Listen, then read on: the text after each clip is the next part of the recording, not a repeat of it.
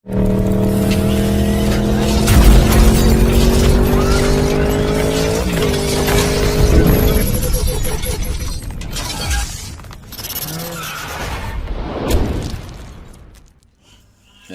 good morning mga kadiskarte. Bali, magre-repair tayo ngayon ng reel. Ito, ginamit ko to kahapon, kaso umiikot siya, pero hindi na nag-up and down, hindi na nagtatas baba itong spool niya. Ayan, steady lang siya. Oh. Kaya ang nangyari, naipon doon sa may bandang itaas lahat ng braid niya hanggang sa nagkabuhol-buhol. Ayan. Titignan natin kung bakit biglang nagkaganon. Oh, maganda yung ikot niya, malambot pa. Malambot yung ikot niya. Ang masaklap lang talaga, hindi siya nag-up and down. Hindi siya nagtataas baba itong spool niya. So yun ang alamin natin. Sana may paraan pa para pag napaayos natin to, siguro hindi na natin masyadong gagamitin kasi malaga na rin sa akin itong reel na to. So, kalasin na natin mga kasikarte. Ayan o, bull na yung ano niya, braid niya. Doon sa mga hindi nakakaalam, itong nut na to, pagtatanggalin nyo, clockwise yung pihit niya. Ganyan. Yan. O, ganyan. Pag higpitan nyo, pabalik naman siya, counterclockwise.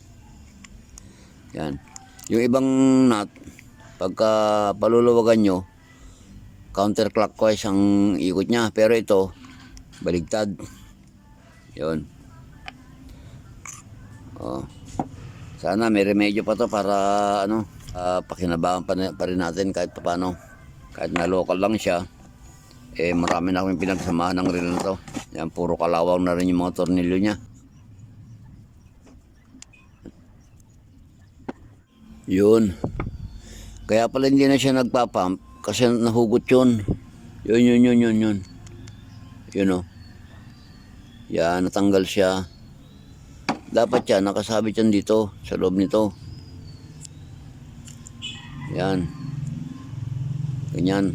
Tanggalin natin para makita nyo maigi.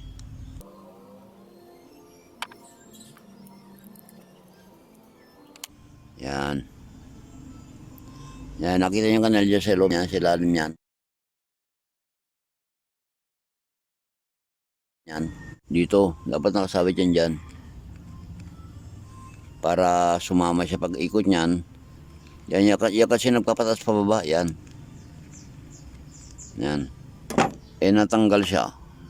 Bali, tumalon siya. Kaya hindi siya nagpapump. Hindi ko alam kung bakit. Yun, napudpud na. Napudpud na yung pinakaano niya rito. Ito, may stopper siya. Kaya lang, pudpud na siya. Kaya umangat na siya. Katulad sa kabila, makapal pa. O yan sa isa, dito sa gilid. Wala na, maliit na lang, manipis na. Pero sana pwede pa. Hindi na lang pang maliliit na lang. Pagka nakahuli siya ng malaki, di dahanin na lang. Makuha o hindi, okay lang. Basta ma-preserve lang siya na gumagana. So yan, linisan mo natin. Tanggalin natin yung mga grasa-grasa, kalasin natin lahat. Tapos, linisan natin ng gasolina. Lalagyan natin ng panibagong grasa. Wala na, sobrang itim na oh. Grabe na yung dumi niya. Ayan oh. Oh. Pero nyo yan, papakita ko sa inyo yung sekreto nito kung bakit tumatagal to ng ganito. Lalong-lalo na to itong gear na to. Ito yung gear niya na talagang pag napudpud na, hindi na obra. Kailangan natin kalasin lahat para malinisan.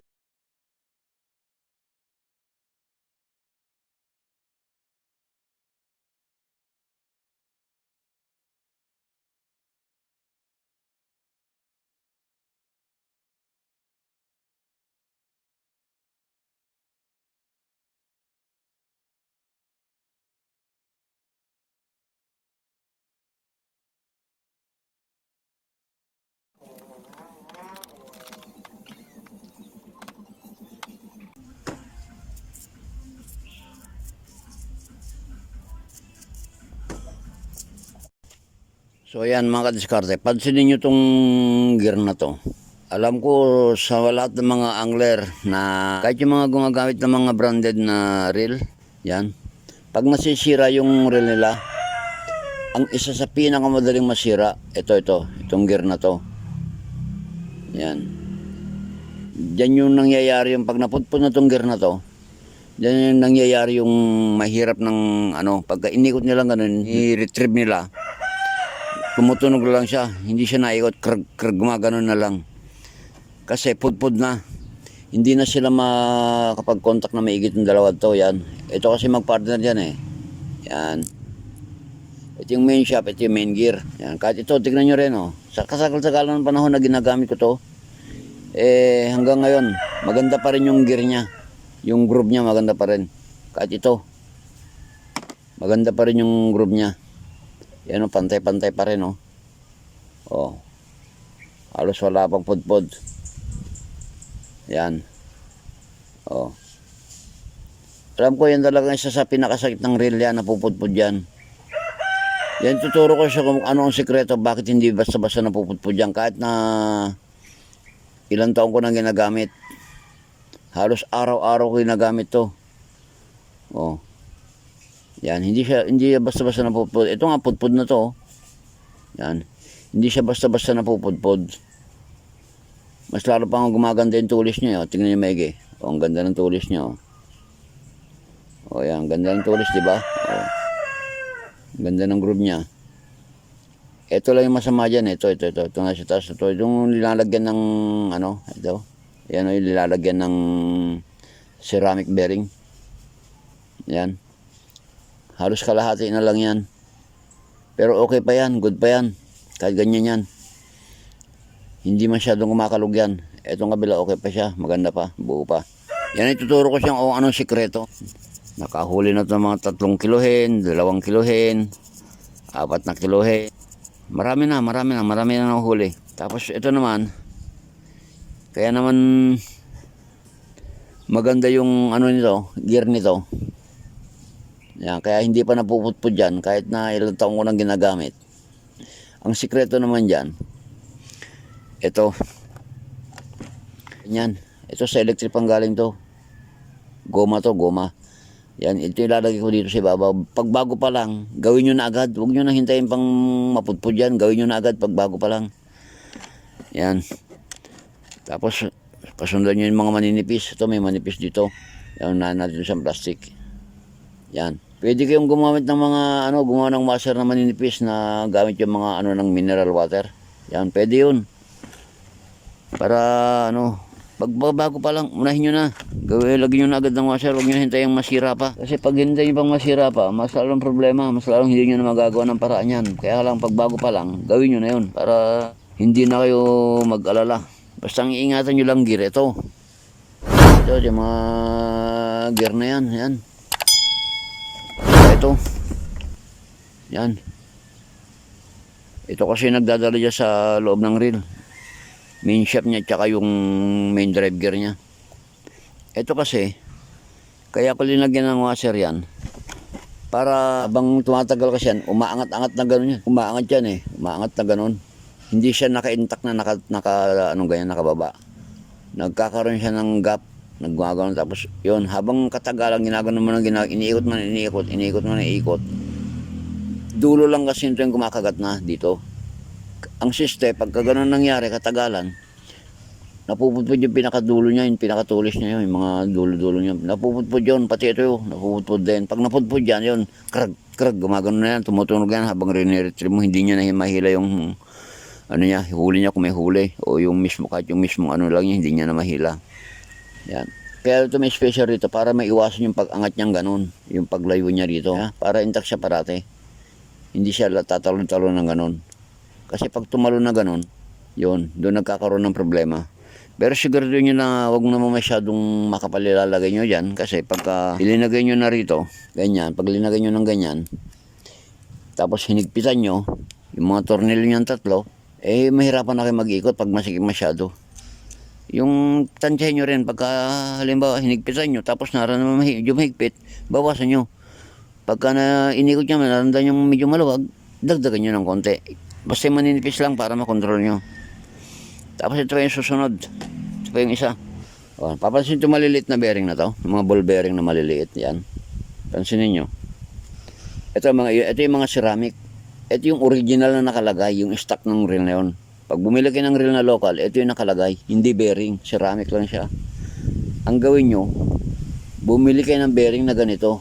Yan, ball bearing yan. Paano kayo makakabili? Paano nyo malalaman yung sukat nito? Yung tamang sukat para hindi kayo magkamali sa pagbili. Kung may vernier caliper kayo, o kung hindi kayo marunong, pabasa nyo ito sa marunong. Sila na bahala magbasa niyan. Yan. Wala kayong makikita ang eksaktong sukat nito. Wala kayong makikita ang eksaktong magkapareho nito. Yan, itong ceramic tsaka itong bearing. Wala kayong makikita ang eksakto. Ang makikita nyo ron, kung hindi maliit ng konti, mas malaki ng konti. Yan. Ang piliin nyo, kung ito yung sukat nito, halimbawa, ang piliin yung bearing, yung mas maliit ng bahagya rito. Yung piliin yung size ng ball bearing. Yan. Yung mas maliit ng bahagya sa ceramic. Para pagka, halimbawa, may kalugman, madali nyo lang i-remedyo kaysa yung sobrang mas malaki rito. Pag linagay doon sa pinaka-housing niya, hindi pala magkasya, mahirapan kayo. Kaya yung piliin nyo, yung mas maliit ang sukat kaysa sa ceramic. Bagyan liit lang, wag na masyadong maliit para hindi na masyadong maalog na ganun. Yan, tingnan ito linagay ko rito. Yan, pansinin nyo yan. Kaya hugasan pa natin muna para makita maigi. O, yan. O, diba? Pansin nyo, ball bearing na siya. Hindi na siya ceramic. Yan, hindi na ganito yung tsura niya, hindi na ganyan. Yan. Ball bearing na talaga siya. As in bearing talaga. Stainless pa. Ball bearing na siya. Kaya kahit matagal na ginagamit nyo siya, hindi siya basta-basta napupudpud. Ito yung madali lang mapudpud to. Ito. Plastic lang kasi. Hard plastic. Pero itong bakal na siya. Yan, bakal na. Kaya hindi na siya basta-basta napupudpud. Ito yung nakapasok dyan. Ganyan. Yan. O, yan. Ganyan siya nakapasok siya dyan. Kapasok siya. So, yan ang sikreto. Kung bakit ang reel ko, kahit na mumurahin, pwede makipagsabayan doon sa mga branded na hindi basta-basta bumibigay na sa hilahan. Hanggang sa mapudpud na lang lahat ng sa katagalan na ginagamit, may re-remedyo pa rin at may re-remedyo. Kasi yung mga main na part niya na talagang dapat pangalagaan, napapangalagaan pa. Kasi pag ito yung nasira, yung mga main na to, ang nasira, ito, napudpud yung mga yan. Yan, napudpud. Ito, napudpud na rin. Yan, napudpud na rin yan. Wala na, bibili ka na ng bago. Sana na-intindihan yung explanation ko, mga kasikarte. Para sa mga angler, sa lahat ng mga angler na, alam ko may mga nakakaalam na. Pero alam ko rin na marami pa rin yung hindi nakakaalam. Kasi nanonood ako ng mga video ng fishing. Karamihan sa napapanood ko, tumatalo na raw yung reel nila, hindi na raw mahila yung huli nila. Biglang tumutunog na lang, hindi na ma-retrieve. Kaya kung minsan kinakamay na lang nila yung breed nila. Pero kalimitan na pagka gano'n nangyari, nakakawala na yung mga huli nila. Imbes na may laland nila, hindi na. Kinakamay na nila yung O yan, tignan Megi, linis pa lang, pantay-pantay pa. Tagal na yan. So, bali, i-assemble ko lang itong mga diskarte. Ulitin ko lang mga diskarte, remind ko lang ulit. Pag bibili ka ng ball bearing, yung mas maliit ang sukat dito sa ceramic, yung mas maliit, kailangan sukatin yung laki ng butas sa loob, sa gitna, yung diameter nito sa labas, tapos yung kapal ng bearing. Yan ang sukatin nyo, 3. Dito yung kapal, yung lapad niya sa labas, tsaka yung laki ng butas, sukatin nyo yan. Masusukat nyo yan pag may vernier caliper kayo. Makikita nyo yan, kahit nagabuhok na diferensya. Kung may makikita kong eksakto, bilhin nyo. Kung meron wala naman, ang payo ko lang, yung mas maliit na size kaysa dito sa ceramic. Wala kasi akong caliper, nanghiram lang ako ng caliper noon. Kaya hindi ko may demo sa inyo kung paano magbasa ng caliper. Pero sa susunod, pag nakahiram ulit ako, nahiram ko yun, gagawa tayo ng video kung paano magbasa ng caliper. Para kahit kayo na mismo, kaya nyo na gawin. So yan, i-assemble ko ito mga kadiskarte para mayari na. Mag-fishing kami mamayang hapon. Hinintay ko lang mga kasama ko. Kahapon pumunta kami pero isang pirasong sigarasyon nakuha ko. Hindi ko na binidyo. Pero yung ibang kasama ko, yung isang kasama ko, nag-harvest siya ng mga na grouper na mga maliliit. Hindi naman sobrang liit, yung mga good size na rin. Siguro may mga 15 pieces or 20 pieces yun ako niya. Pero ako isa lang. Tinamad na kasi ako mamasyal, hindi na ako naglilipat-lipat doon sa pwesto ko. Kung saan ako, doon na lang ako. Isa pa mga diskarte ito. Kabilaan yung linagyan ko ng bearing, hindi lang isang side, kabilaan sila. Yan, bearing din to, kaya lang shield bearing yung isa. Mahirap tanggalin. Pero shield bearing yan. Ball bearing ni siya, kaya lang shield bearing. Pero ito isa hindi. Tsaka isa pa, take note. Pag gagamit ka ng grasa, maglalagay ka ng grasa, tapos medyo malapot, katulad na sobrang lapot. Ang gawin nyo para lumabnaw ng konti yung grasa niya, para talagang mag-penetrate sa dapat niyang malagyan ng grasa. Lagyan nyo ng langis, katulad ng bearing na to. Malapot masyado. Lumalabas yung grasa habang pag inikot mo gano'n, lumalabas yung grasa. Patakan natin na langis yan, mga motor oil, tutti oil, gano'n. Para habang umiikot siyang ganyan, lumalabno yung grasa, talagang kumakalat siya doon sa loob ng bearing. Huwag nyo lang masyadong dadamihan ng langis kasi baka naman pag sobrang dami ng langis, ito yung matidikit sa katawan nyo yung reel nyo. Malalagyan ng itim na langis yung katawan nyo, damit nyo. Huwag nyo damihan, konti lang. Yan. Mga kuha kayong screwdriver na gano'n, sausaw sa langis, patakan nyo gano'n. Ito mamaya ako napapatakan to, lalagyan ko muna ng mga grasa at yung dapat lagyan ng grasa para maging suwabe na. Okay lang yan, kahit sabihin natin maraming grasa yan, punasan nyo na lang. Maganda nga maraming grasa sa loob para pag pinasok ng tubig, walang space yung tubig. Malinis. Kung magrasama nyo katawa itong labas, punasan nyo na lang pagkatapos. Ito yung natanggal kanina. Ito, lumusot dito, natanggal dito sa guide nyan to. Kaya ayos na magtaas baba. Yan, lalagyan din natin ng grasa. Punayin natin. Para talagang siya. Okay lang pag marami siyang grasa. Ito yung sinasabi ko, pagka wala yung washer sa ibabaw, aangat-angat siya ng ganyan habang rinsiv, aangat-angat siya ng ganun. Yan, hindi siya naka-intact na nakadikit dito. Yan, pag, alam ba, ganyan, o yan, di ba, umiikot siya. O yan. O. Pag wala yung washer sa ibabaw, maluwag lang yan, aangat-angat yan. Pag umangat-angat yan, doon madadali itong gear na ito. Doon madadali mga gear na yan. Mapupudpud yan. Hanggang sa hindi nyo na may retrieve yung reel nyo. Itong master na to, plastic lang to. Ginupit ko lang to sa ng alcohol. Pero sa electric pan, may makukuha kayong ganito.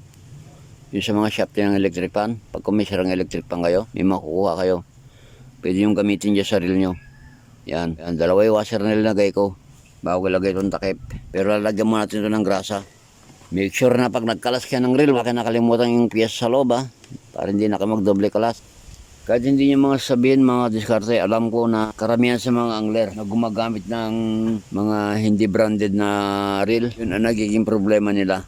Yun napupudpud yung mga gear na yun.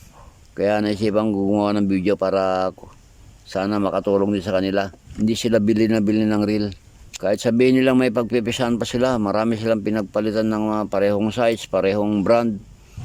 Palit-palit pyesa. Hindi pa rin mapuputput pa rin ng madalian. Hindi ko naman sinabing ito, hindi na mapuputput to kahit kailan. Pero mapuputput siya, pero hindi naman ganun kabilis. Maraming mapuputput siya, mga 2 taon, ganun. Basta mapangalagaan lang. Yun lang yung tamang pangangalaga sa reel para hindi siya madaling masira. So yan, nakita nyo? Magana na siya. Talaga is full. Di ba? Okay na. Yan. So yan mga diskarte. Sana kahit pa paano may natutunan ka sa video natin ngayon. Kung nagustuhan yung video natin ngayon, please naman subscribe yung aking channel at pakipindot na rin yung bell notification para lagi kang update sa mga susunod pa natin mga videos. So, hanggang dito na lang. Maraming salamat. Bye bye, God bless. At mabuhay po kayo.